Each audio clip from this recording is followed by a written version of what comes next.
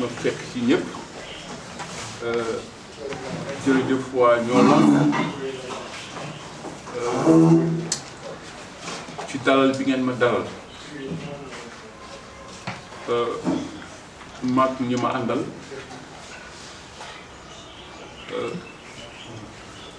devant toute la presse ici présente ñu jël comme témoin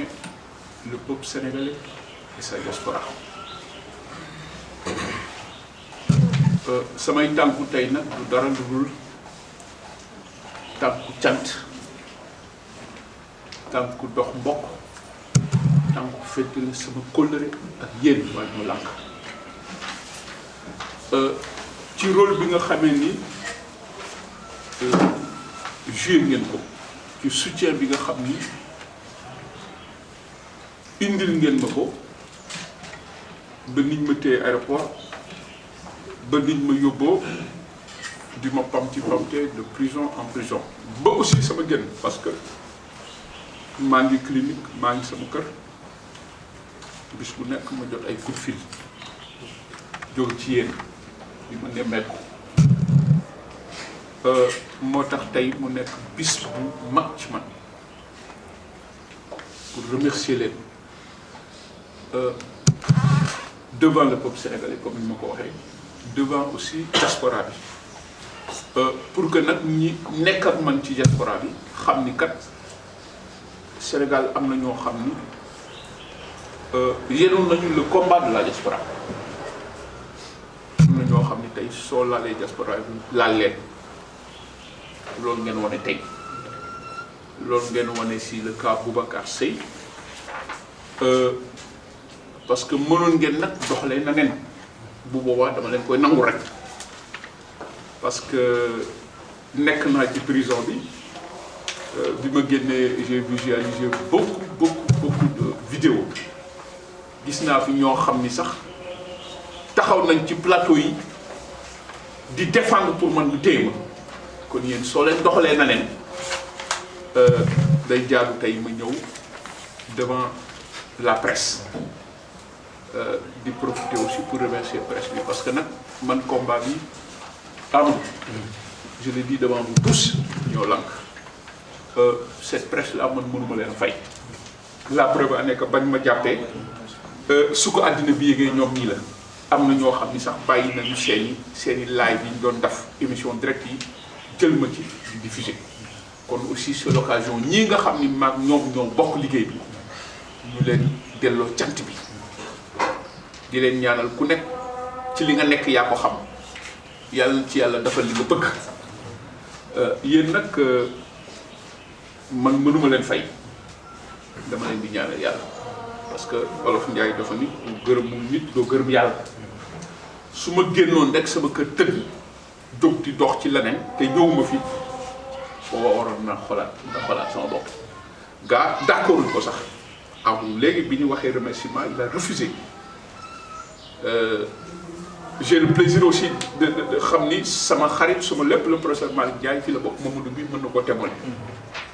ñooñu ci ñi yëkk a jëkk sama téye bi ma wàccee ci lañ bokk liggéey bi ci def yëpp gis nañu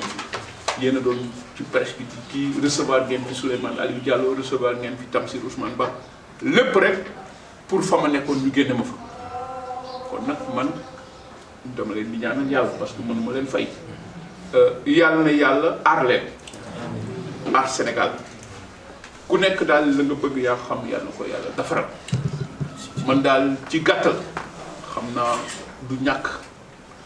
après l'actualité nationale moom je dirais même internationale parce que tey je suis désolé que le Sénégal fait la une de l'actualité internationale gis nga journaliste yaa ngi woote fu nekk ci àddina bi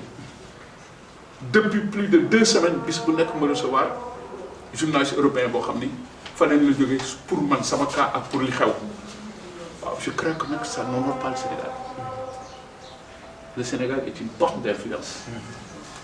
Le Sénégal est un grand pays. Mais si nous demee ba nga xam ne ñun nii la ñu occuper l'actualité internationale il y a un problème. Il y a un problème. kon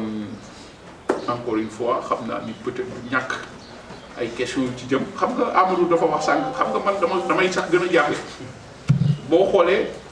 la ngeen jot sax ak la ma jot bokkul. kon xaalis boo def nag day gën a yéeg parce que yéen vous parlez d'accord de pêche. nous allons ci benn cadre boo xam ne lépp a ngi fi. moo tax man damay gën a jaaxle. honnêtement je suis inquiet mais nag heureusement que y a des gens comme vous. tey dama jàpp ni rek l'espoir est permis. parce que nag Sénégal kon tey dafay wane ni rek am na nit ñoo xam ni kat Sénégal moo leen tax a jóg. am na nit ñoo xam ni kat bëgg nañu Sénégal te ñun je crois que lépp lu ñu mënti daal rek ba ci man nii ba sama emprisonnement ba li ma ci def yëpp bëggu Sénégal rek ma ko yëpp mënoon naa dëkk fa ma nekk comme ni ñu koy waxee dem nañ sax ba ñuy jiiñ naan ñu européen lañu man ma sant sëy ñu naan européen la xam nga dafay dem ba nga xam ni sax dafay waaru ci yàlla quoi.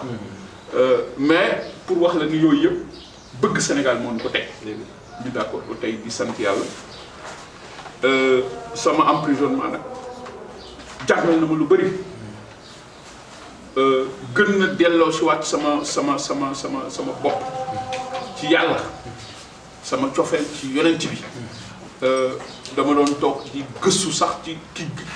ma gën a jàppale sax ci maanaam ci ma gën a xam sama diine si yonent bi mooy El Hadj Sakho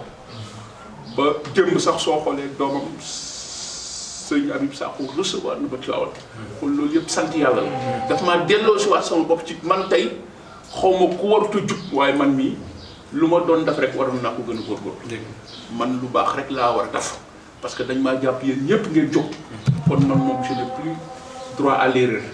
li ma naan l'Afrique nous devons nous abonner aux obligations de résultat man mi waratuma def erreur kon nag ci gàttal maa ngi leen di sant di leen gërëm lii moo doon sama tànk devant tout le peuple sénégalais et la diaspora pour remercier le collectif Ñoo Lank du soutien bi ngeen ma indil lors de mon arrestation jërëjëf